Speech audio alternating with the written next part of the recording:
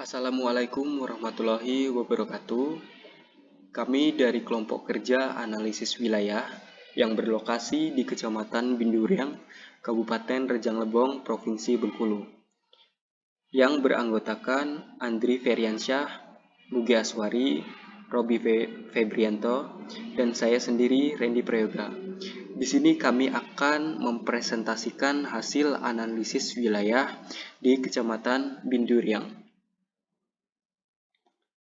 Berdasarkan hasil analisis wilayah di Kecamatan Binduriang, kami sudah mengelompokkan dalam 4 aspek besar.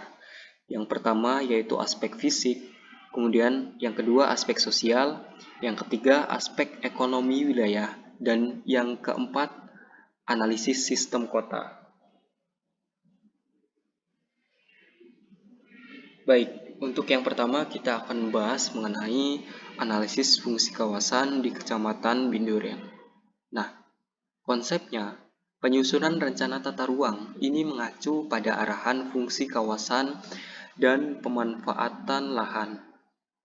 Artinya, analisis fungsi kawasan ini sangat bermanfaat dalam menentukan kebijakan pembangunan, terutama dalam rencana tata ruang suatu wilayah. Untuk menentukan fungsi kawasan, kita menghitung menggunakan 3 faktor. Yang pertama yaitu kelerengan, yang kedua jenis tanah berdasarkan kepekaannya terhadap erosi, dan yang ketiga curah hujan rata-rata.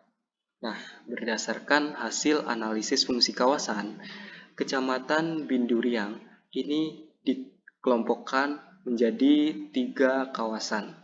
Yang pertama yaitu kawasan fungsi budidaya tanaman tahunan yang berwarna hijau. Ini berada di bagian wilayah tengah Kecamatan Binduriang. Kemudian yang kedua yaitu kawasan fungsi lindung dengan luas 3,1 km persegi. Ini berada di wilayah tengah kemudian utara dari Kecamatan Binduriang. Nah, untuk kawasan yang ketiga yaitu kawasan fungsi penyangga. Ini merupakan kawasan yang mendominasi sebagian besar wilayah Kecamatan Binduriang dengan luas 32,1 km persegi. Kawasan fungsi penyangga ini merupakan kawasan lindung dan kawasan budidaya seperti hutan produksi terbatas, kawasan perkebunan atau kawasan tanaman keras, kebun campuran, dan sejenisnya. Kemudian yang kedua yaitu analisis kemampuan lahan. Konsepnya, kemampuan lahan atau land capability ini adalah penilaian lahan secara sistematik dan pengelompokan dalam beberapa kategori berdasarkan sifat-sifat potensial dan penghambat. Untuk menghitung kemampuan lahan, kita membutuhkan 3 peta atau 3 parameter. Yang pertama yaitu peta lereng 7 kelas, kemudian peta jenis tanah, dan peta curah hujan. Nah, berdasarkan hasil analisis kemampuan lahan di Kecamatan Binduriang, ini terdapat 4 kelas kemampuan lahan. Yang pertama yaitu kelas kemampuan lahan 1 dengan luas 10,8 km persegi yang mendominasi di wilayah tengah dan wilayah selatan dari Kecamatan Binduriang. Kemudian yang kedua, kelas kemampuan lahan 4 yang sangat mendominasi di wilayah Kecamatan Binduriang dengan luas 33,2 km persegi.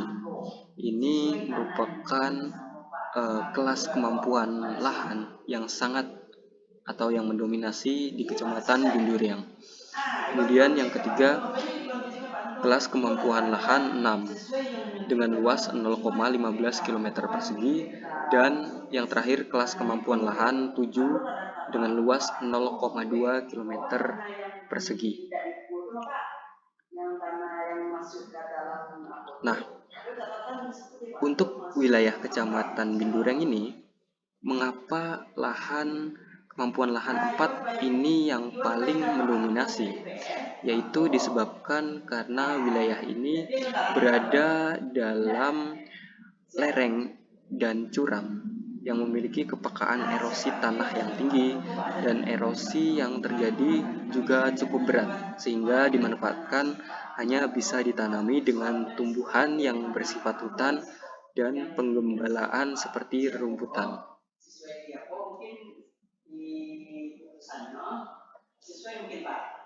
Selanjutnya, analisis kerawanan bencana longsor.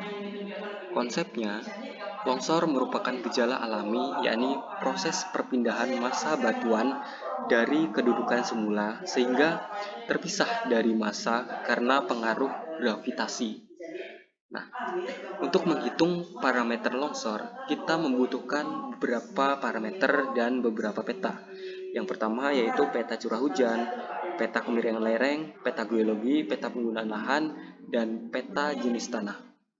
Nah, berdasarkan hasil analisis kerawanan longsor, Kecamatan Bendureng ini memiliki 3 tingkat kerawanan.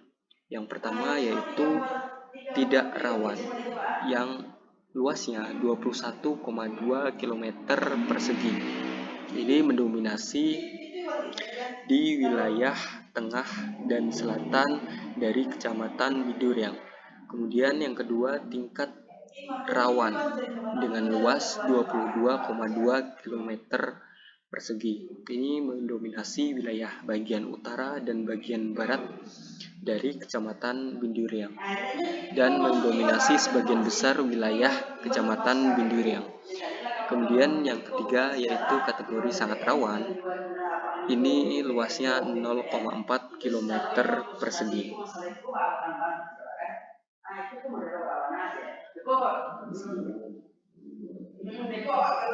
Kemudian untuk analisis keempat yaitu analisis kerawanan bencana banjir.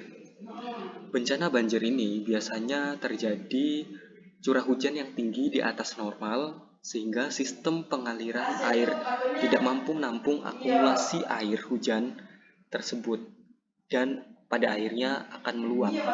Nah, peta kerawanan banjir ini memerlukan data dasar seperti DEMNAS, kemudian land use, buffer sungai, tekstur tanah, ketinggian wilayah, kemiringan lereng, dan curah hujan. Nah, berdasarkan hasil analisis kerawanan bencana banjir, di Kecamatan Binduriang ini terdapat 4 tingkatan kerawanan. Yang pertama, tidak rawan, yang luasnya 1,07 km persegi, yang mendominasi di wilayah bagian timur dan dari Kecamatan Binduriang. Kemudian kategori kurang rawan, yaitu mendominasi sebagian besar wilayah Kecamatan Binduriang dengan luas total 28,8 km persegi. Kemudian untuk kategori rawan itu dengan luas 13,2 km persegi mendominasi wilayah selatan dan wilayah tengah Kecamatan Binduriang. Dan kategori sangat rawan dengan total luas 0,8 km persegi.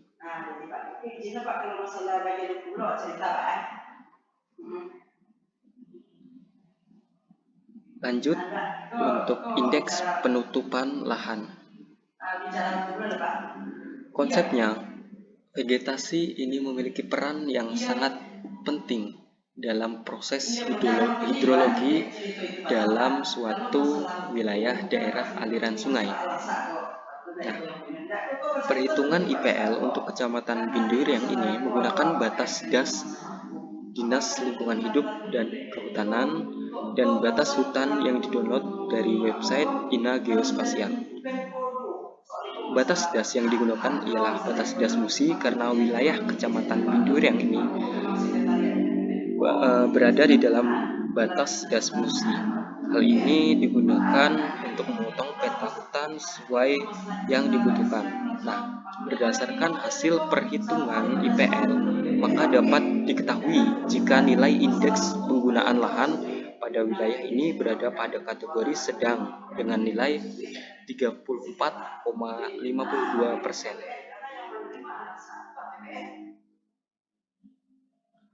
Yang selanjutnya kita akan membahas mengenai aspek sosial dari Kecamatan Binduriang, yaitu yang pertama kependudukan. Kependudukan ini adalah hal yang berkaitan dengan jumlah penduduk, pertumbuhan, persebaran, mobilitas, penyebaran, kualitas, kondisi kesejahteraan yang menyangkut politik, ekonomi, sosial, budaya, agama, serta lingkungan. Nah, berdasarkan hasil analisis, jumlah penduduk di Kecamatan Binduriang dari tahun 2014 sampai dengan 2018 ini mengalami peningkatan yang cukup signifikan. Nah,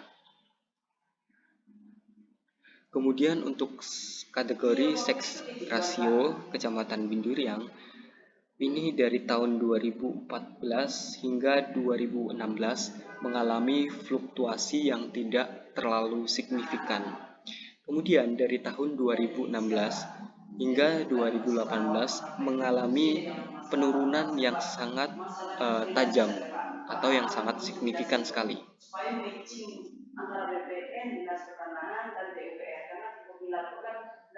Kemudian untuk dependensi rasio dari tahun 2014 hingga 2015 ini mengalami penurunan yang yang cukup signifikan. Kemudian dari tahun 2015 hingga tahun 2017 ini mengalami proses yang sama.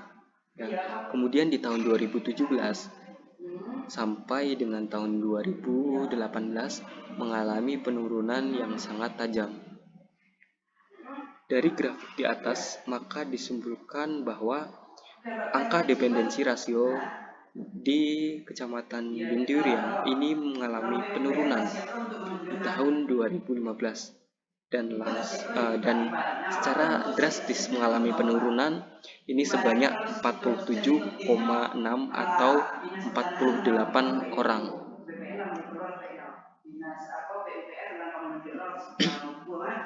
Yang selanjutnya yaitu pendidikan.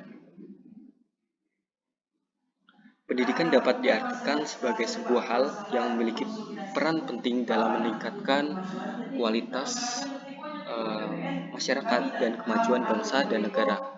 Nah, peserta didik ini merupakan manusia yang memiliki potensi dan mengalami perkembangan sejak dilahirkan sampai meninggal dunia.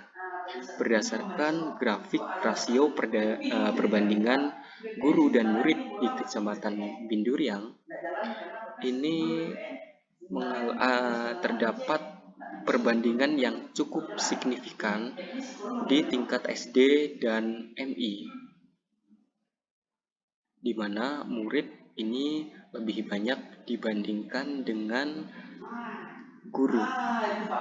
Kemudian di tingkat SMP, MTS, SMA, hingga madrasah aliyah ini memiliki perbandingan yang menengah, artinya tidak setinggi perbandingan yang ada di SD dan tingkat MI. Kemudian, berdasarkan grafik rasio perbandingan guru dan murid di Kecamatan Binduriang tahun 2015, ini hampir sama dengan tahun sebelumnya, yaitu tahun 2015. Namun, di tingkat SMP dan MTS ini memiliki rasio yang cukup signifikan. Perbedaannya cukup signifikan di tingkat SD dan SMP dan MTS. Kemudian di tahun 2018, grafik rasio perbandingan di tingkat MI ini sedikit menurun, di mana jumlah murid berbanding dengan jumlah guru ini mengalami penurunan. Kecuali di tingkat SD, ini masih sama, murid ini lebih banyak dibandingkan tenaga pendidik. Kemudian di tingkat SMP dan MTS mengalami penurunan di mana jumlah murid ini mengalami penurunan di tahun sebelumnya. Namun di tingkat SMA ini malah mengalami kenaikan di mana jumlah murid itu mengalami penaikan perbandingan dibanding jumlah tenaga pendidik. Nah, ini merupakan peta persebaran fasilitas pendidikan di Kecamatan Binduriang.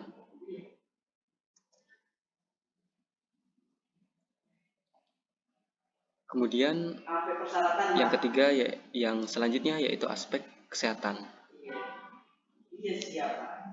Fasilitas pelayanan kesehatan ini merupakan suatu alat yang digunakan untuk menyelenggarakan upaya pelayanan kesehatan baik promotif, preventif, kuratif maupun rehabilitatif yang dilakukan oleh pemerintah pusat, daerah, dan masyarakat. Nah, ini merupakan grafik jumlah tenaga medis per jumlah penduduk. Di tahun 2014 hingga 2017 mengalami peningkatan yang cukup signifikan. Kemudian di tahun 2017 dan tahun 2018 ini mengalami penurunan yang cukup drastis sekali.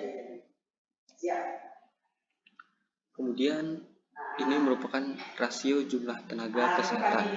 Di tahun 2014 hingga 2015 mengalami peningkatan yang cukup tajam.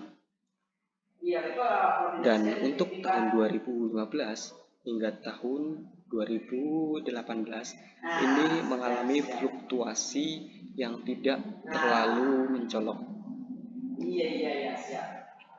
Nah, ini merupakan peta persebaran fasilitas kesehatan di Kecamatan Binduriang.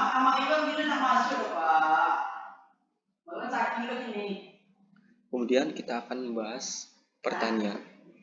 Pertanian dalam arti luas, yaitu terdiri dari 5 subsektor, yaitu tanaman pangan, perkebunan, peternakan, perikanan, dan kehutanan.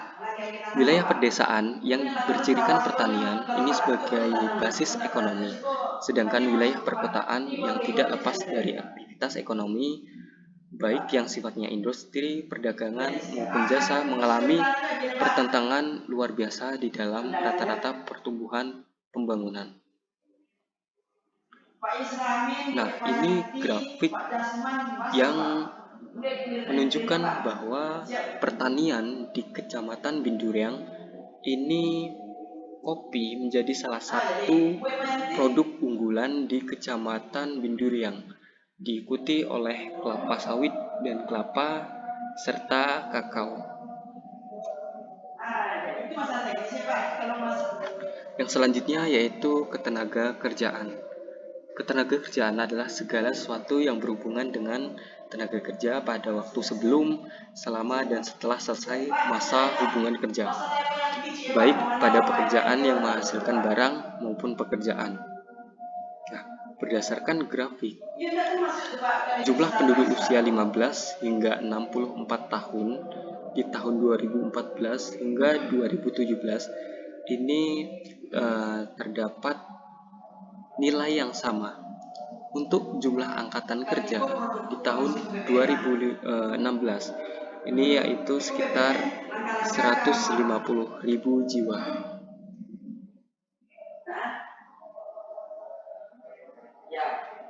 Kemudian sarana prasarana. Sarana prasarana ini merupakan segala sesuatu yang dapat dipakai sebagai alat dan bahan untuk mencapai maksud dan tujuan dari suatu proses produksi. Misalnya seperti fasilitas kesehatan, sarana pendidikan, dan sarana pemerintahan maupun sarana umum lainnya.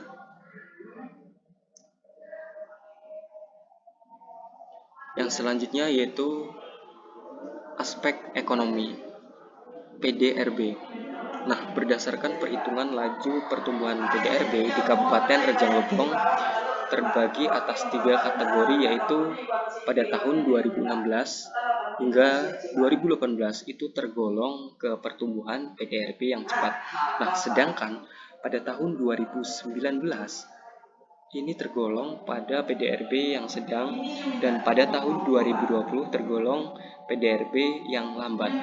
Kemungkinan hal ini diakibatkan oleh pandemi COVID-19 yang melanda Indonesia pada tahun 2020 silam. Selanjutnya kita akan membahas mengenai sistem kota yang ada di Kabupaten Rejang Lebong, terutama di Kecamatan Binduriang. Yang pertama, kita akan membahas mengenai sistem kota kristaler. Metode ini menggunakan variabel penduduk dengan melakukan perbandingan jumlah penduduk antara kota orde lebih tinggi dengan kota orde setingkat lebih rendah setidaknya 3 kali lipat. Nah, penduduk perkotaan dari suatu kelurahan yang terpisah jauh dari penduduk perkotaan diperlakukan sebagai kota yang berdiri sendiri. Nah, pada tahun 2020 di Kecamatan Binduriang ini tergolong pada orde 2, yaitu 3.882 jiwa. Yang selanjutnya yaitu sistem kota ZIP. Metode ini digunakan oleh Auerbach dan Singer, namun lebih dipopulerkan oleh ZIP. Metode ini mengemukakan bahwa ukuran distribusi aktivitas ekonomi dari suatu kota akan mengikuti distribusi Pareto, sekaligus juga memiliki bentuk parameter tertentu. Hukum ZIP inilah yang menjadi dasar dari rank size rule, suatu persamaan yang digunakan untuk melihat proporsi distribusi aktivitas ekonomi perkotaan. Nah, berdasarkan hasil perhitungan dengan metode ini, Kecamatan Binduriang ini masuk dalam orde 2. Yang ketiga yaitu sistem rank size rule, merupakan argumen yang menyatakan bahwa besar suatu kota, semakin sedikit pula kota yang setara dengannya. Rank size rule ini merupakan salah satu dasar dari pembahasan hierarki permukiman yang menyatakan bahwa dalam model hierarki perkotaan, populasi suatu kota akan berbanding terbalik dengan peningkatnya dalam hierarki perkotaan. Nah, rank size rule ini tidak berlaku di semua negara, terutama di negara dengan suatu kota dominan. Nah, pada metode ini diperoleh 13 hierarki dengan Kecamatan Binduriang masuk pada hierarki ke-7.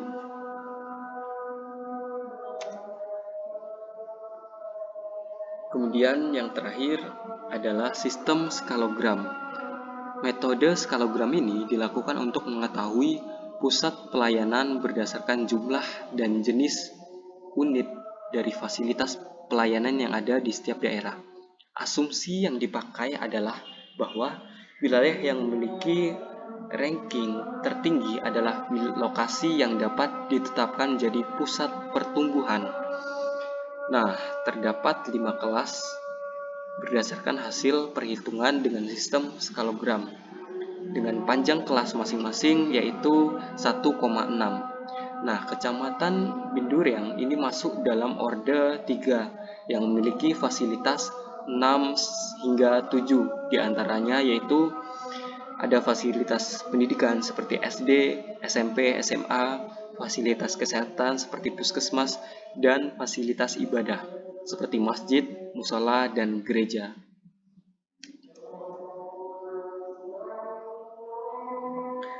Demikian dari kami akhiri, wabillahi taufik wal hidayah.